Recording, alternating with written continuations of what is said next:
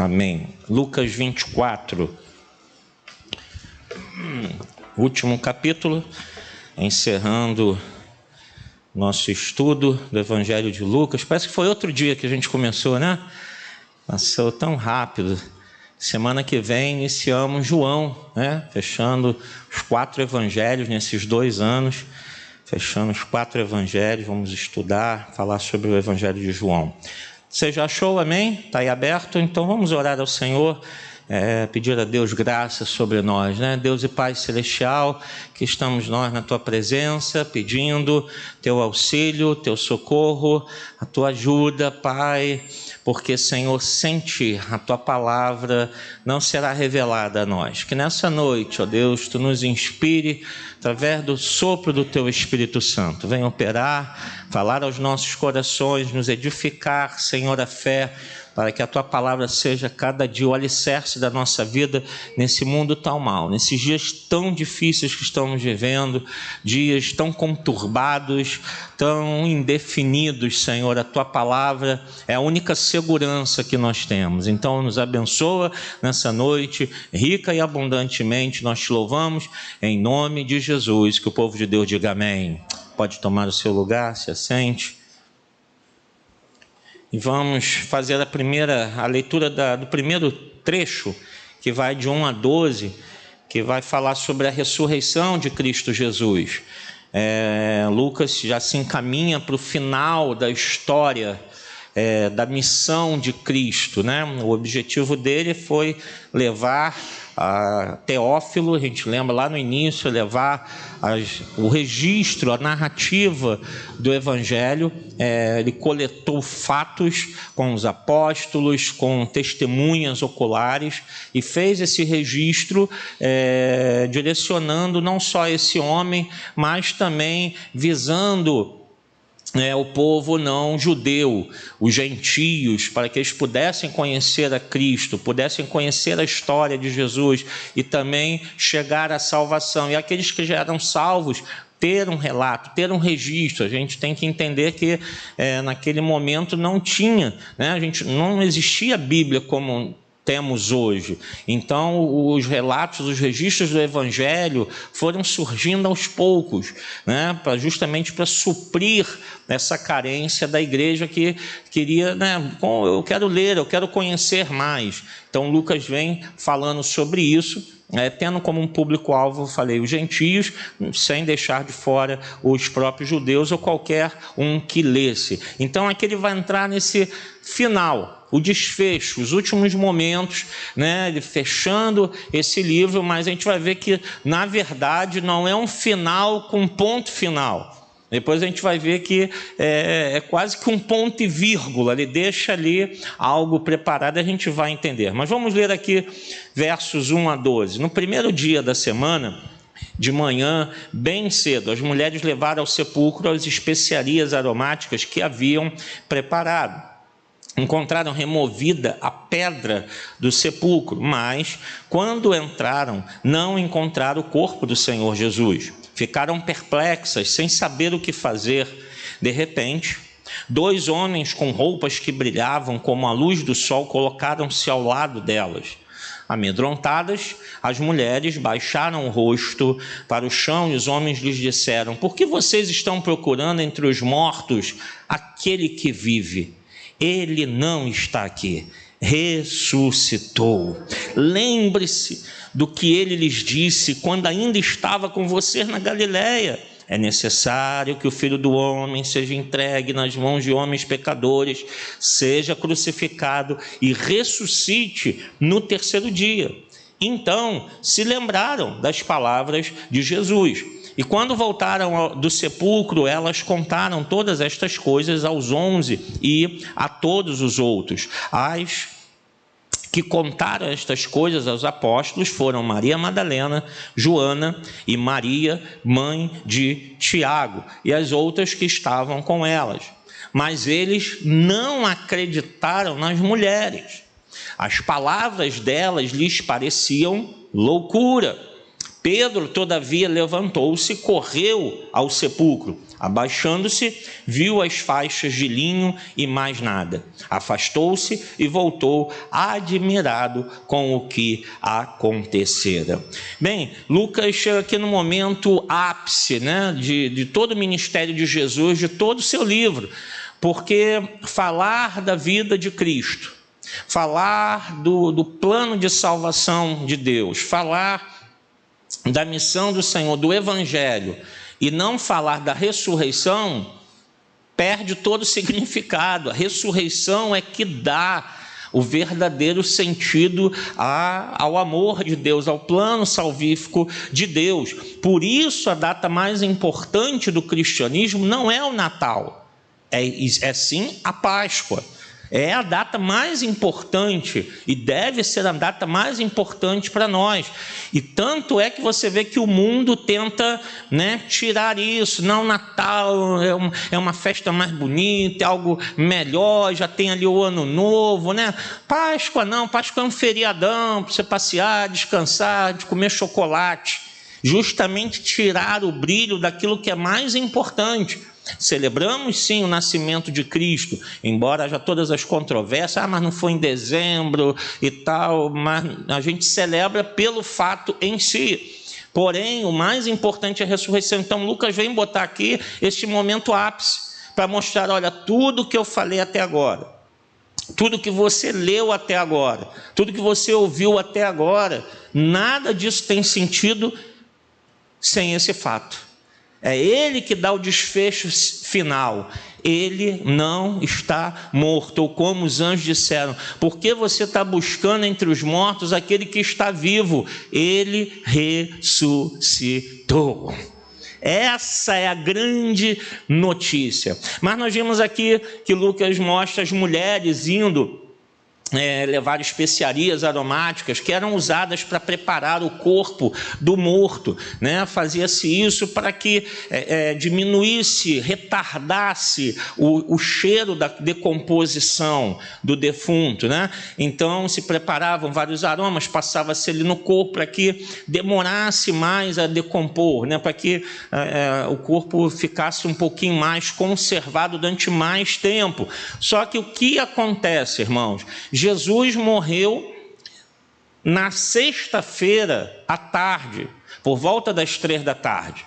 E aí foram lá pedir o corpo de Jesus para sepultar, e tudo correndo. Por quê? Porque às 18h da sexta-feira, para o judeu, começa o sábado. O sábado vai da sexta-feira às 18h e vai até o sábado às 18h. Então, quando desse 18h, quando começasse a escurecer, eles não podiam fazer mais nada. Então eles começaram a correr, e ele foi lá pedir o corpo de Jesus, e prepara, arruma o sepulcro, leva ele correndo, envolve ele no lençol, bota ele lá dentro, fecha a pedra, bota a pedra, fecha o túmulo, vamos embora. Então não deu tempo de fazer todo o ritual judaico de sepultamento. Então essas mulheres pensam, vamos depois. Aí você vai pensar, bem, então por que elas não foram no sábado? Porque o sábado termina às 18h do sábado, como nós conhecemos, e que já era noite. Então, ir à noite para aquele local, né, mulheres andando à noite não era muito aceito. As mulheres não andavam sozinhas à noite. O túmulo era um local desconhecido. Então, como que elas iriam achar o túmulo à noite e fora de Jerusalém, fora da cidade? O que elas fazem? Vamos agora esperar o dia clarear. E por isso que Lucas diz, né, no primeiro dia da semana, que é o quê? O domingo. De manhã bem cedo, elas ficam esperando o dia clarear, falar, opa, está claro, vamos lá, vamos para o túmulo, que agora a gente vai poder ver, a gente procura, a gente vai achar o túmulo e vamos agora pegar o corpo dele, né? Já estava lá um dia inteiro e 2 noites sepultado, mas vamos tentar fazer alguma coisa para, pelo menos, honrar o nosso mestre. Então elas vão lá com essa intenção, né? Melhor procurar isso de dia. E quando elas chegam lá, nós vimos que elas encontram essa cena onde os anjos estão ali, aparecem anjos com roupas resplandecentes, elas ficam atemorizadas, porque elas sabem que são seres celestiais. O túmulo ele estava fechado, geralmente era fechado com uma grande pedra circular, e havia uma vala, e eles ali rodavam aquela pedra, então era muito grande, muito pesado. Então elas, quando já chegam ali, elas já olham e vê a pedra rolada, o túmulo aberto, elas já levam um susto. O que aconteceu? Quem removeu essa pedra? Alguém mexeu no nosso Jesus, e elas já ficam atemorizadas, né? Poderia ter surgido a dúvida, será que o corpo foi confiscado pelas autoridades? Será que ontem eles vieram aqui, né, e tiraram o corpo e levaram o nosso mestre? Elas começam a se encher de dúvidas, mas quando entram, elas veem ali aqueles anjos que aparecem em forma humana, e isso para elas pareceu de uma certa forma normal, porque a gente vê no Antigo Testamento narrativas disso, de anjos aparecendo em forma humana e com ou corpo resplandecente ou com vestes resplandecentes. Então elas no mesmo momento entendem que ali não são pessoas comuns, eram anjos que estavam dando aquela notícia a elas. E a gente vê um fato curioso, que elas voltam lá para encontrar os discípulos, os apóstolos, felizes, né, para dar notícia. Olha, ele ressuscitou, ele não está lá. E o que eles fazem, os homens? Eles não acreditam. Eles têm dúvidas, eles falam assim, peraí, como é que é isso aí? Ele não está lá, ele ressuscitou, né? Eles ficaram meio desacreditados, achando até que as palavras delas eram loucura, né? Como é que pode? Isso pode ter sido por dois motivos. Primeiro, a gente viu e vem falando isso em alguns capítulos, que os judeus tinham uma ideia do Messias bem diferente daquilo que Jesus apresentava. A gente sempre vem falando isso. Então, quando fala assim, ele era o Messias, a gente tinha esperança nele, agora ele ressuscitou, eles começam a ficar, peraí, mas ele morreu, ele ressuscitou, eles começam a não entender, porque a expectativa deles, a ideia que eles construíram de um Messias, era uma ideia totalmente diferente. Embora Jesus tivesse falado, como os anjos repetiram, lembra? Ele falou que ele ia ser morto e ele ia ressuscitar, mas eles tinham uma ideia diferente. Então, quando as mulheres chegam e falam, olha, ele ressuscitou, eles ficam assim, peraí, né? Sem entender mais ainda, confusos com aquilo tudo, achando, será que é um delírio delas? Ou então, por quê? Porque naquela época, o testemunho das mulheres não era confiável, nem muito aceito. Isso era uma particularidade da época. Então, se uma mulher fosse, né, dizer alguma coisa, não, ela é mulher, então não dá atenção ao que ela está falando, palavra de mulher não se confia, não se aceita. A sociedade era assim, eles pensavam assim, agiam assim. Então essas mulheres acordam de manhã cedinho, vão ao sepulcro e voltam falando que tinha anjo, que Jesus não está lá, que Jesus ressuscitou. Eu falei, né? Das duas, uma, ou eles estavam meio perdidos, sem entender o que estava acontecendo, ou até, por se tratarem de mulheres, eles ficaram assim, será que a gente acredita nelas? Será que é mulher exagerada? Mulher faz drama para tudo, né? E de repente eles ficaram tanto que Pedro corre lá e fala, deixa eu ir lá ver. Porque aí a palavra de um homem ia ter mais peso, e sendo Pedro, ia falar, bem, realmente aconteceu. Então Lucas registra isso tudo aqui, mas o mais importante, né, é mostrar que Jesus tinha completado a sua missão. A morte não venceu Jesus, Jesus venceu a morte. O Senhor ressuscitou, né, estava cumprindo tudo aquilo que ele havia falado anteriormente, que as Escrituras falavam sobre ele. Agora vem um trecho, né, que é muito curioso, é muito assim, gostoso de ler, né, que é sobre o caminho de Emaús. Naquele mesmo dia, dois dos discípulos, estavam indo para um povoado chamado Emaús, a 11 quilômetros de Jerusalém. No caminho, conversavam a respeito de tudo o que havia acontecido. Enquanto conversavam e discutiam, o próprio Jesus se aproximou e começou a caminhar com eles. Mas os olhos deles foram impedidos de reconhecê-lo. Ele lhes perguntou: sobre o que vocês estão discutindo enquanto caminham? Eles pararam com os rostos entristecidos.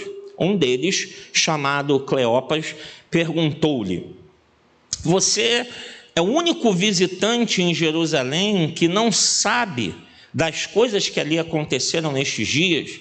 Que coisas? Perguntou ele. O que aconteceu com Jesus de Nazaré? Responderam eles.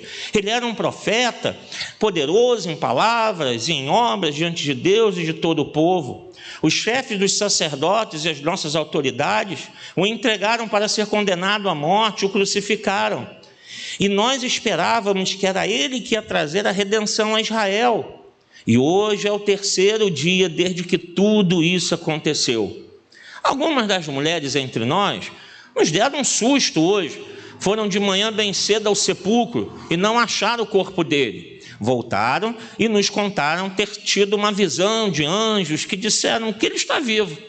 Alguns dos nossos companheiros foram ao sepulcro e encontraram tudo exatamente como as mulheres tinham dito, mas não o viram. Ele lhes disse: como vocês custam a entender e como demoram a crer em tudo que os profetas falaram. Não devia o Cristo sofrer estas coisas para entrar na sua glória? E começando por Moisés e todos os profetas, explicou-lhes o que constava a respeito dele em todas as Escrituras. Ao se aproximarem do povoado para o qual estavam indo, Jesus fez como quem ia mais adiante. Mas eles insistiram muito com ele: fique conosco, pois a noite já vem, o dia já está quase findando. Então ele entrou para ficar com eles. Quando estava à mesa com eles, tomou o pão, deu graças, partiu e o deu a eles. Então os olhos deles foram abertos e o reconheceram, e ele desapareceu da vista deles. Perguntaram-se um ao outro: não estava queimando nosso coração enquanto ele nos falava no caminho, nos expunha as Escrituras? Levantaram-se e voltaram imediatamente para Jerusalém. Ali encontraram os 11 e os que estavam com eles reunidos, que diziam: é verdade, o Senhor ressuscitou e apareceu a Simão. Então os dois contaram o que tinha acontecido no caminho e como Jesus fora reconhecido por eles quando partia o pão. Então esse trecho aqui é uma história, né, muito bonita. Você imagina dois homens terem um encontro desse com Jesus já ressurreto, né? A gente lembra que todos estavam em Jerusalém pela festa da Páscoa. Então, era o fim da festa. A festa terminou. Jerusalém, a gente falou isso várias vezes, recebia peregrinos de todos os lugares. Judeus vinham de todos os lugares para Jerusalém, porque era lá que tinha que celebrar a Páscoa. Então, vinha gente de tudo que é lado. Acaba a festa. Todos começam a ir para as suas casas. Então, certamente como esses dois homens, a gente não sabe se eles estavam também voltando para as suas casas, mas certamente ali na estrada devia ter outras pessoas também caminhando, indo, descendo de Jerusalém, indo embora, pegando as estradas de volta às suas cidades de origem, porque a festa havia terminado. Então esses dois homens iam caminhando, e era muito comum os viajantes procurarem andar juntos, por questão de segurança. Então, não vamos sozinhos, a gente lembra quando Jesus, com 12 anos, né, diz que os seus pais o levaram, né, ele estava lá no templo, e quando veio a caravana de volta para Nazaré, quer dizer, veio aquele grupo todo voltando para Nazaré, e quando Maria fala: cadê Jesus?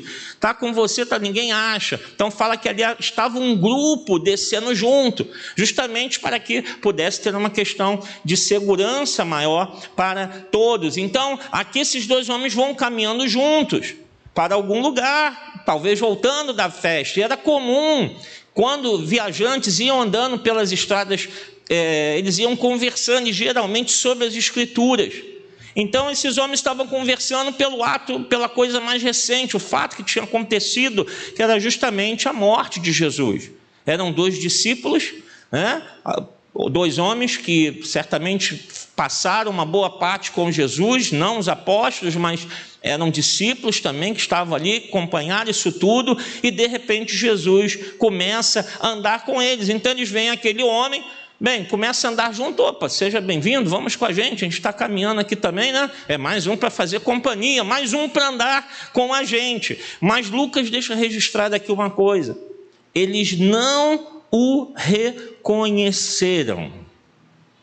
Eles olharam para Jesus e não reconheceram, não souberam quem era. Lucas coloca isso aqui para trazer, deixar claro, talvez para os gregos que criam em seres sobrenaturais. Eles tinham histórias de seres sobrenaturais que apareciam em forma humana e tal. Então ele falou: não é isso não. Talvez para os judeus que tinham as histórias bíblicas e outras histórias judaicas de anjos que apareciam em forma humana, então Lucas está aqui colocando: não era um anjo não, também não era. Então o que Lucas deixa aqui claro, que os olhos desses homens estavam cegados. De alguma maneira Deus os fez não reconhecer que era Jesus. Seus olhos, versículo 16, estavam impedidos, foram impedidos de reconhecê-lo. Só quem poderia fazer isso? Deus. De alguma maneira eles olharam para Jesus e não o reconheceram naquele momento. Mas Lucas está colocando isso aqui para mostrar: olha, era Jesus. Era Jesus. Não era nenhum ser sobrenatural das histórias gregas, não era nenhum anjo. Eles simplesmente não estavam reconhecendo naquele momento. Mas depois, nós vimos mais à frente que seus olhos foram abertos. E de repente eles olham e veem: é Jesus, é o Mestre que está aqui, é Ele quem está aqui. Os seus olhos são abertos pelo Senhor. Então, o desaparecimento de Cristo, naquele momento que a gente vê aqui que ele estava ali, ele parte o pão e os seus olhos o reconhecem, né? E naquele momento, versículo 31, ele desapareceu da vista deles. No momento em que eles reconheceram Jesus, você imagina o susto. Você está sentado na mesa numa estalagem, numa pousada lá, que eles pararam para descansar, para continuar o caminho no dia seguinte, que já estava chegando a noite. Convida esse homem estranho: vamos sentar aqui, então fica com a gente, insistindo até pela questão da hospitalidade, fica aqui com a gente, né? Amanhã a gente prossegue a viagem. Jesus fica. Na hora de comer, de repente esse homem desaparece da tua frente. Esse desaparecimento demonstra uma coisa. Lucas está aqui deixando claro: olha, Jesus, ele ressuscitou. Agora o seu corpo é um novo corpo. E Paulo vai falar sobre isso, né? Que quando nós ressuscitarmos na volta de Cristo, nosso corpo será um corpo glorificado, um corpo espiritual.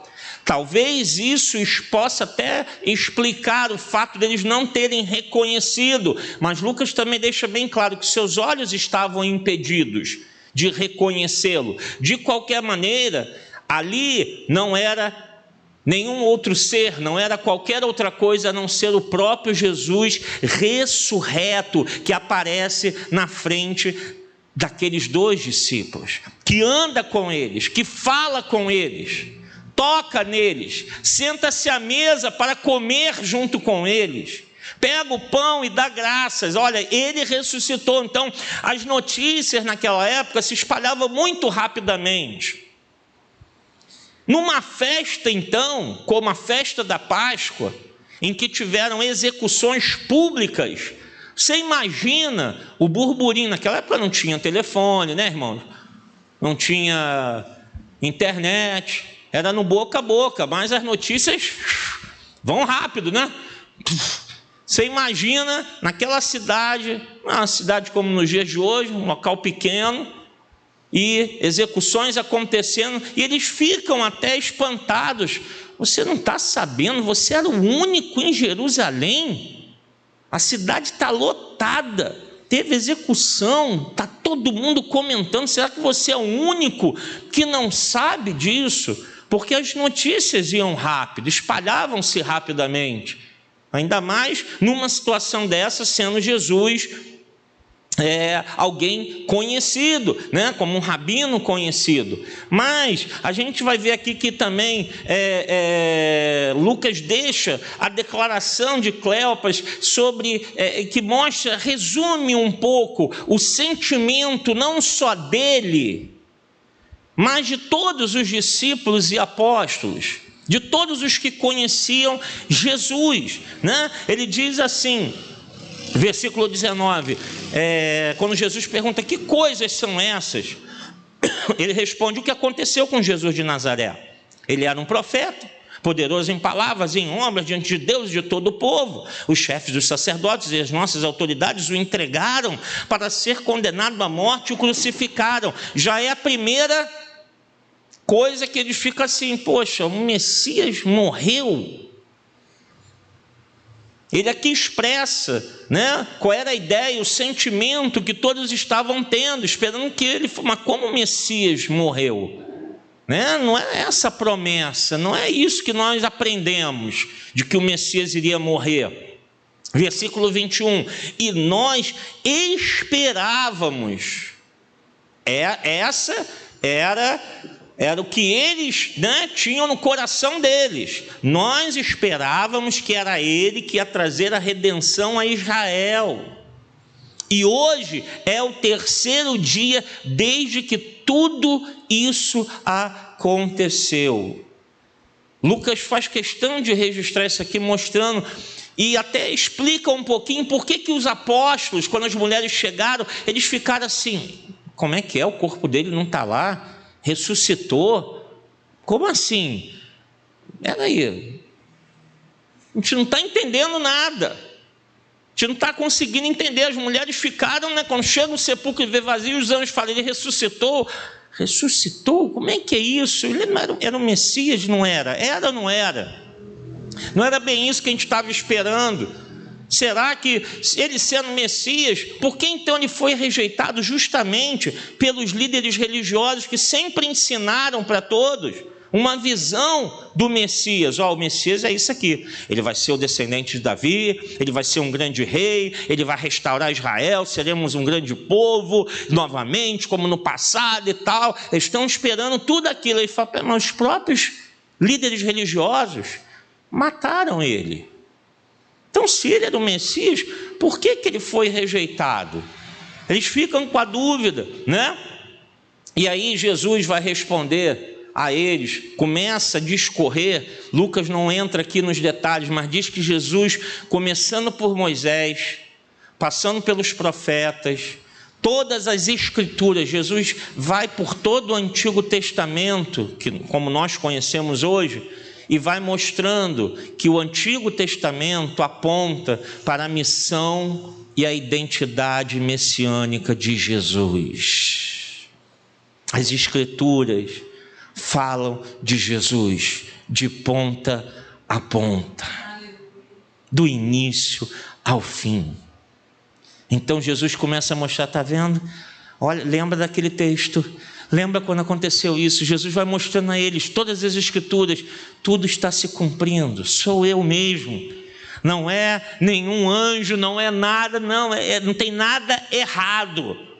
E a gente viu estudando o livro de Lucas, irmãos, a gente o tempo todo, desde o início a gente vem falando, Lucas, ele sutilmente, ele vai inserindo figuras, conceitos, ideias, muita coisa do Antigo Testamento. Ele vai fazendo uns links indiretos, alguns mais diretos, para mostrar o que?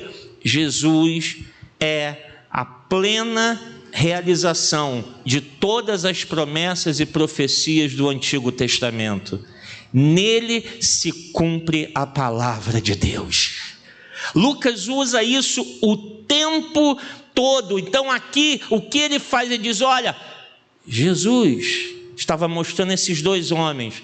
Justamente as escrituras todas falam sobre mim. Não tenham dúvida. Não há margem para dúvida alguma. E a gente viu aqui que depois eles entram nessa pousada para poderem dormir, sentam-se à mesa, né? E Jesus ali era o convidado. Ele havia sido convidado para ficar. Mas Jesus age como anfitrião, porque o anfitrião numa casa, numa ceia, é ele quem serve o pão. É ele quem dá o pão. Então Jesus, na condição de convidado, deveria esperar, já que eles dois o convidaram, que eles pegassem o pão, partissem, abençoassem o pão e dessem a ele. Mas Jesus se antecipa, pega aquele pão, parte e dá a eles. E esse ato que Jesus fez tantas e tantas vezes com os seus discípulos, eles lembram: espera aí, esse ato nos lembra alguma coisa. Naquele momento eles reconhecem a Cristo. E o que eles falam? O nosso coração não ardia? Né? Versículo 32, perguntaram-se um ao outro: não estava queimando o nosso coração quando ele nos falava no caminho, nos expunha as escrituras? Porque, amados, quando Deus fala, o coração arde. Quando Deus fala, as escrituras se abrem à nossa frente. Quando um crente diz: a Bíblia é muito difícil, eu não leio a Bíblia porque é muito complicado, sabe o que está faltando?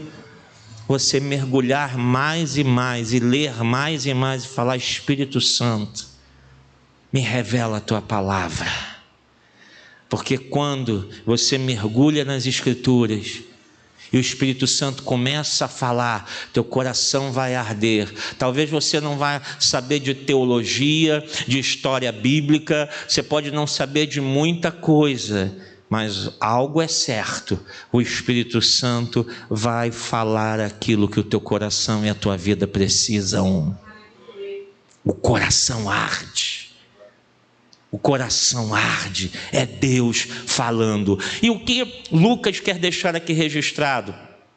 Que o número de testemunhas falando sobre a ressurreição só está aumentando.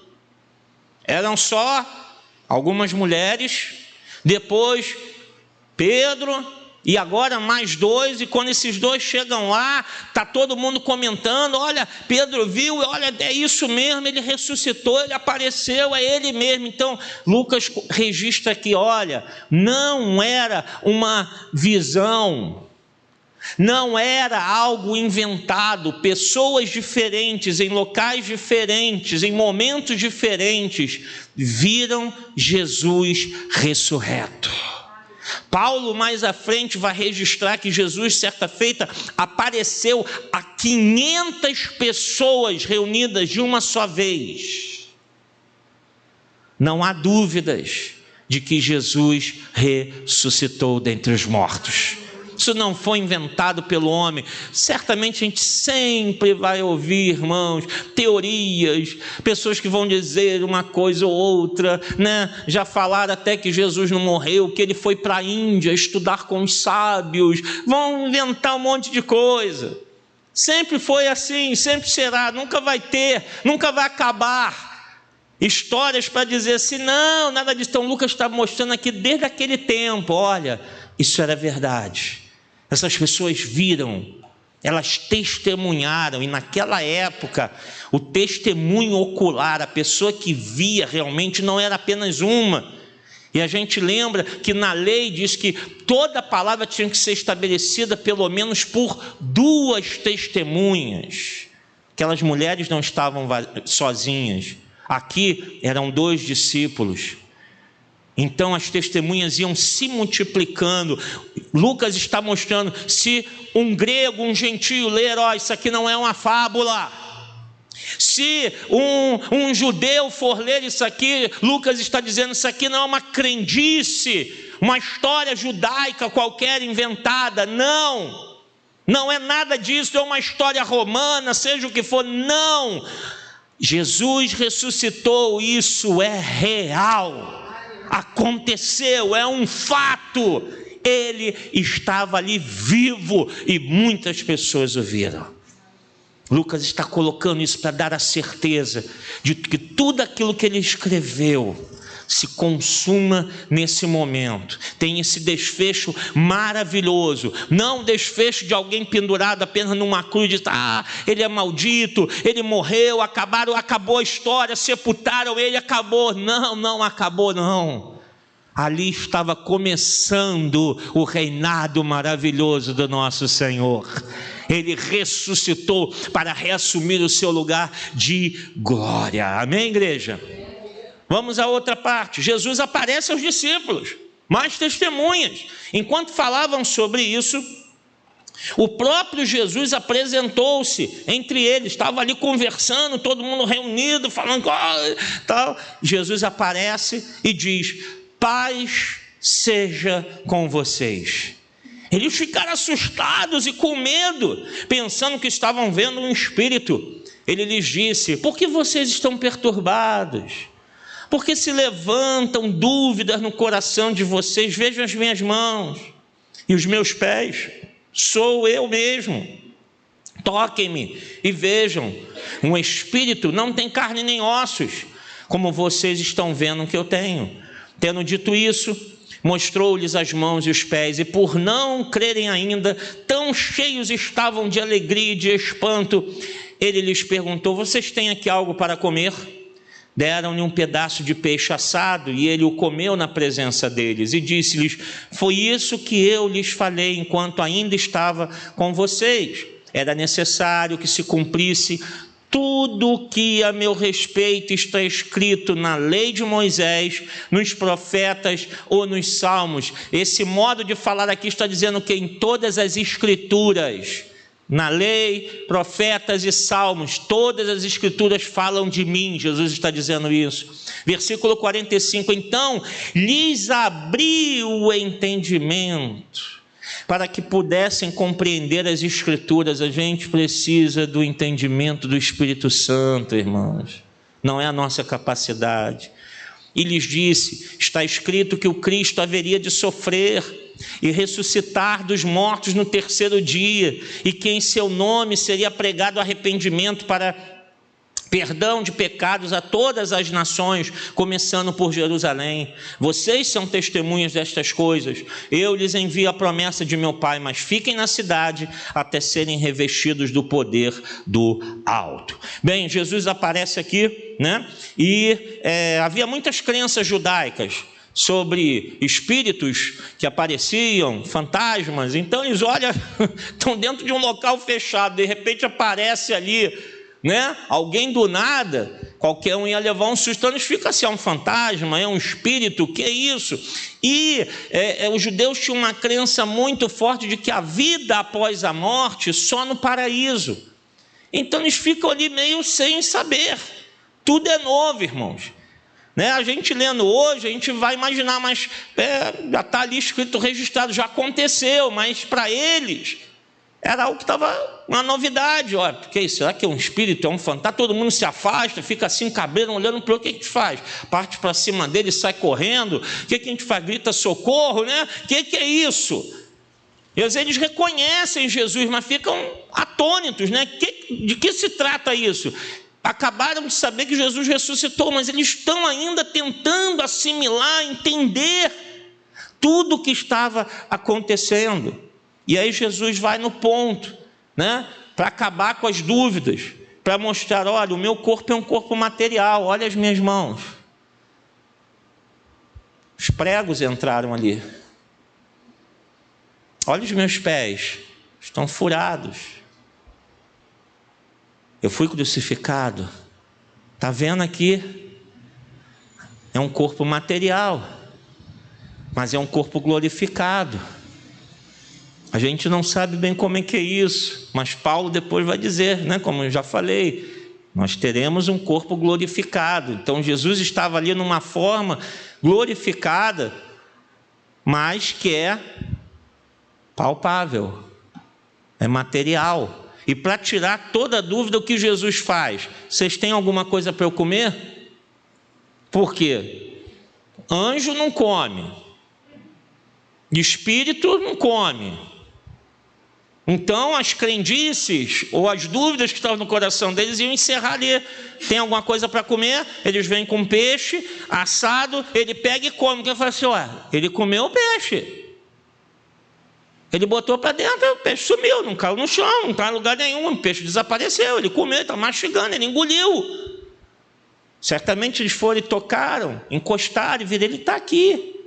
É um corpo real. É um corpo que tem uma materialidade, mas que não é limitado como o nosso, porque Jesus desaparecia e aparecia em outro lugar. Como é isso, a gente não sabe.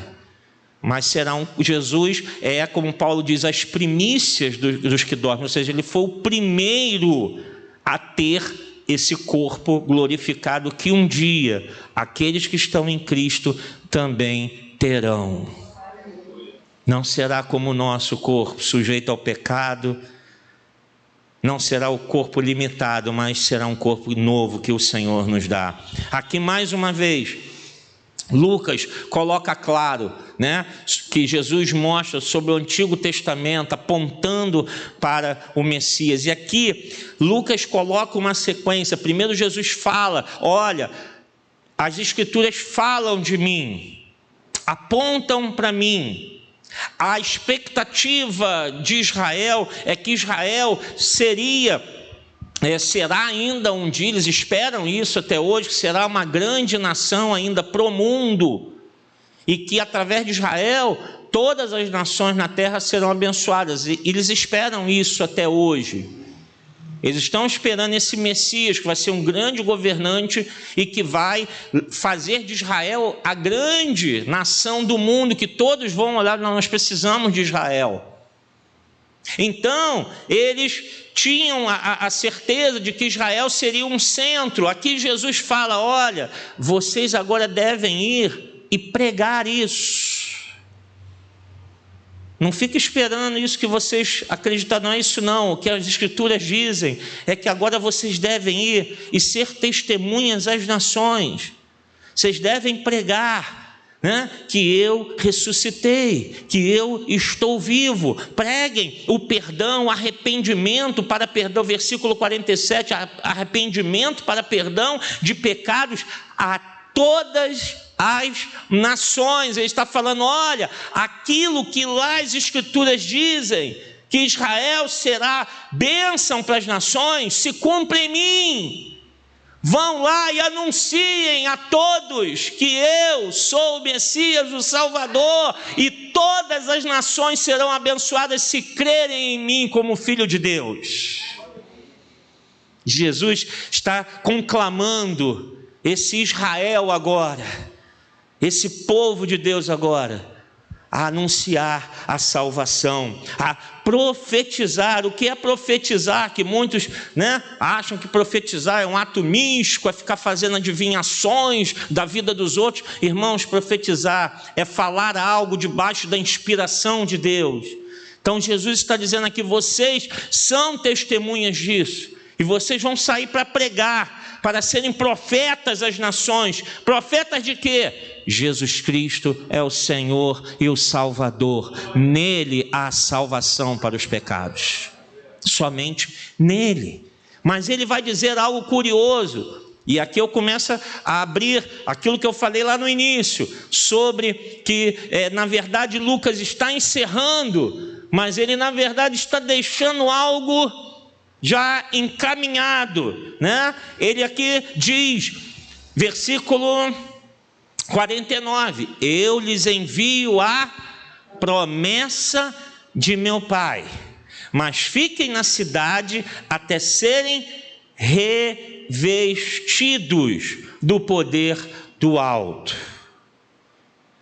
Lucas escreveu o Evangelho e depois ele escreveu também um outro livro, que é o livro de Atos dos Apóstolos.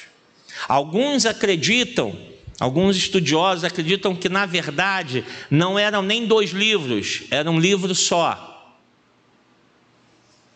Era um livro só, que Lucas emendou a narrativa, fechando aqui. Depois da ascensão, ele já entra na história, naquilo que Deus começou a fazer após a ascensão de Jesus. E justamente Atos vai registrar a descida do Espírito Santo, o revestimento do Espírito Santo, o cumprimento da profecia, do revestimento do poder do alto. Então Jesus estava deixando aqui a promessa: através desse revestimento, vocês serão minhas testemunhas, profetas às nações, para anunciar que eu sou o Salvador. Então, precisa do Espírito Santo.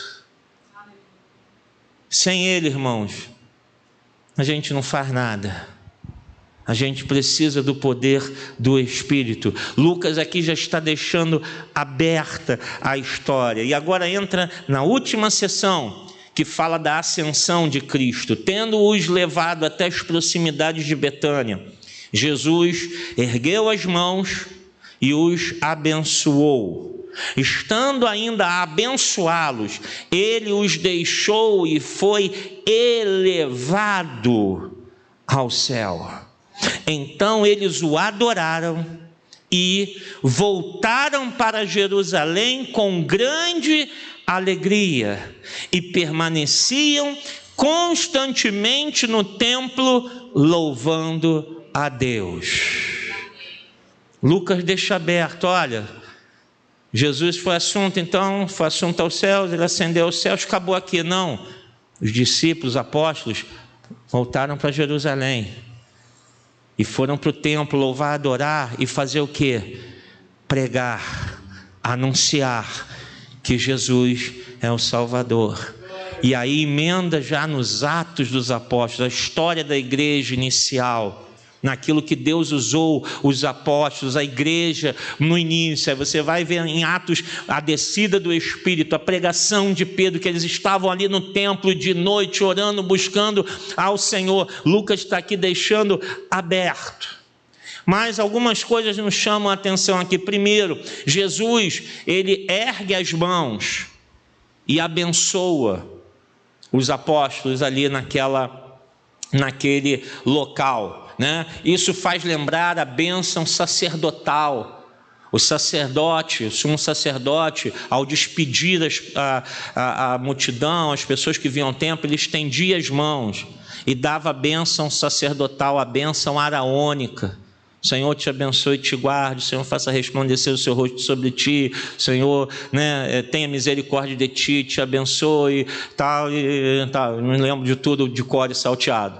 Mas aquela bênção que Arão tinha que dar, sempre lá no tabernáculo, o sacerdote repetia com as mãos estendidas. Jesus faz o mesmo, isso mostrando a eles o quê? Eu sou o sumo sacerdote perfeito. Eu sou o sumo sacerdote. Eu posso fazer. Aqueles que estão ali, eles são apenas uma sombra, uma figura. Eu sou realmente o sacerdote que veio do céu. E o que acontece? Ele começa a subir. Lucas está mostrando aqui que Jesus veio. Agora Jesus está voltando para o seu lugar de glória. Mas ele não volta de qualquer jeito, ele vai subindo à vista de todos. Assim como o seu nascimento foi sobrenatural, a sua ida deste mundo também foi sobrenatural, mostrando que ele é Deus, ele é o Senhor. Ele não morreu e acabou, a gente não sabe, não. Ele estava ali ressurreto e ele começa a ser erguido. Ele vai subindo até sumir entre as nuvens, até desaparecer à vista dele. Jesus volta e reassume o seu trono de glória. Lucas está aqui preparando para a entrada do livro de Atos, o ministério dos apóstolos. E uma curiosidade para finalizar. O último versículo diz que eles permaneciam constantemente no templo, louvando a Deus. Lucas começa, depois você vai em casa olhar isso. Lucas começa o seu livro e termina o seu livro no mesmo cenário, o templo do Senhor. O primeiro cenário que Lucas monta no seu livro é o sacerdócio de Zacarias servindo no templo. A primeira história, a primeira coisa que ele vai narrar ali, depois da apresentação, ele vai registrar Zacarias no templo. E ele termina agora com os apóstolos no templo. Ele fecha essa descrição, esse registro do Evangelho de Cristo Jesus, para ser anunciado aos gentios, judeus, romanos, gregos, trazendo para hoje brasileiros, franceses, argentinos, etíopes, chineses, não importa a língua, não importa a raça, não importa a cor, não importa a classe social, todos devem conhecer quem é Jesus. Todos, porque Ele está vivo. Ele não é uma fábula, não é uma invenção, Ele é Deus, o nosso Salvador. Sem Ele não há esperança, sem Ele nós não somos nada. E graças a Deus, porque Jesus veio para nos salvar, amém? Vamos orar e agradecer a Deus por esse estudo, por esse encerramento. E semana que vem, como eu falei, nós vamos iniciar João. Deus, obrigado, Senhor, por essas 24 semanas em que estudamos a Tua Palavra, não completamente, mas pudemos avançar, conhecer um pouco mais e fortalecer mais a nossa fé, a nossa caminhada cristã. Nós te louvamos, nós te agradecemos, Senhor, por cada uma dessas quartas-feiras, por tudo que foi falado, por tudo que aprendemos e que poderemos até rever nas gravações para aprender mais, para aumentar mais o nosso conhecimento. Nós te louvamos, Senhor, e já nos colocamos à disposição para a continuação. Senhor, nos abençoa no estudo do livro de João, que a Tua graça seja sobre nós do mesmo modo, Senhor, nos fortalecendo, nos ensinando, abrindo o nosso entendimento, fazendo arder o nosso coração, para que a nossa fé a cada dia seja mais e mais firmada em Ti. Nós te louvamos e te agradecemos no nome de Jesus, e que toda a igreja diga amém. Amém.